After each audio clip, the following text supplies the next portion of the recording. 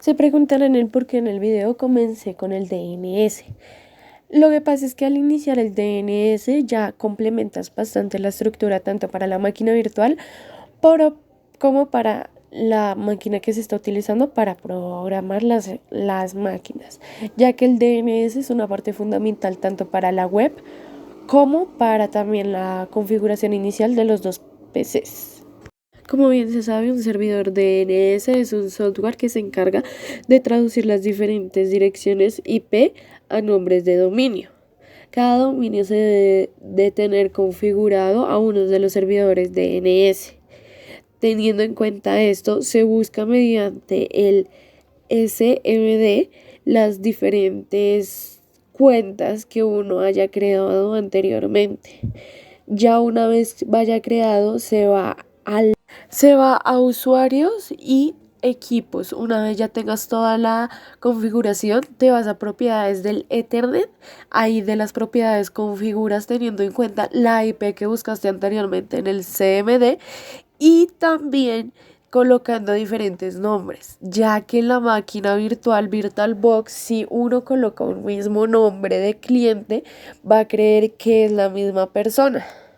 Para la creación de las cuentas de usuario se debe tener en cuenta que antes se debe de descargar e instalar el Activity Actionary, que se instala de la siguiente manera.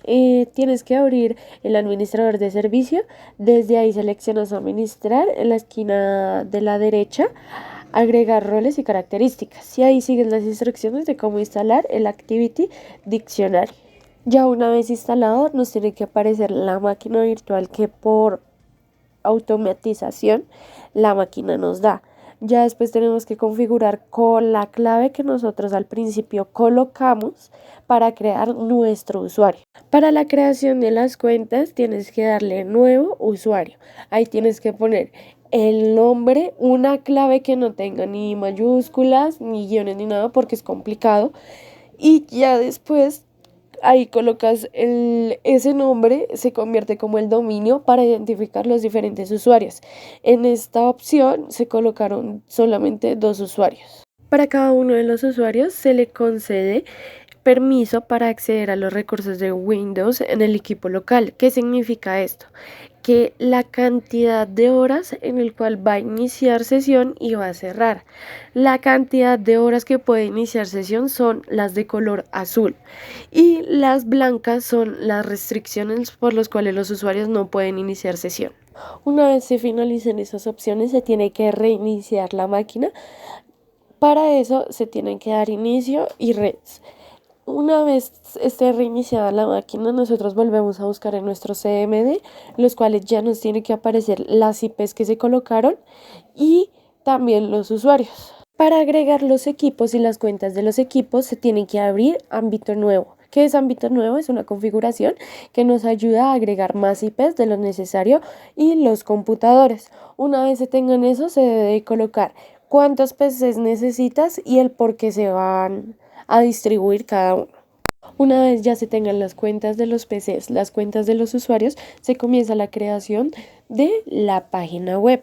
Como en principio se tiene que dar configuraciones, ya que ahí nos vamos a indicar y seleccionar qué configuraciones nos va a dar, que es Service Web, teniendo en cuenta que esta tiene que tener una básica. ¿Por qué? Porque se tienen que unir a los PCs que se confirmaron y autorizaron anteriormente. Una vez se tenga claro eso, se comienza a hacer la programación del web server.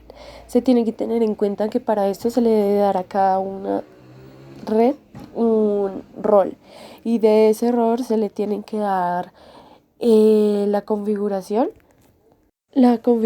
para la creación del HTML. Esto tiene que ser totalmente básico, ya que no se tiene un dominio especializado, se tiene que ingresar a las diferentes características y crear, como por supuesto se indica, la página de cada uno, teniendo en cuenta la creación y la utilización del HTML.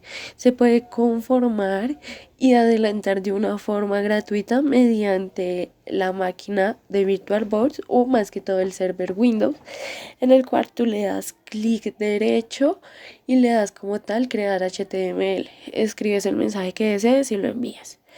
O también se puede tomar el HTML de unas páginas de internet. Pero al realizar esto, mi proyecto no tomó un HTML, tomó un encriptado y al realizar eso, la máquina virtual automáticamente me apareció error y la imagen que había descargado de iOS se borró automáticamente. Así que en mi proyecto no funcionó la parte de la web servers. A continuación se muestran las referencias de donde saqué las diferentes instrucciones, ya que la verdad son cosas muy nuevas para mí.